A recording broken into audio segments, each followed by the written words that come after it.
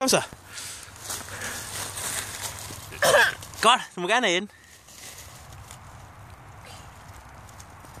Ja, det er godt. Synes du, det er en sød frø? Vil du gerne have den igen?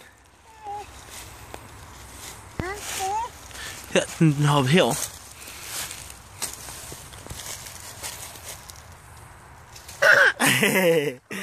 Se, nu hopper den ind, Alexander. Se, den bor inde i træet, tror du ikke? Tror du, den gerne vil hoppe ind i træet? Skal vi hjælpe den ind i træet? Det skal du bare se. Så hop ind, lille frø. Her. Hop ind i træet. Ja, så er den der. Så kan den bo derinde, Alexander. Den skal ind og sove til nat, ikke? Når det bliver mørkt.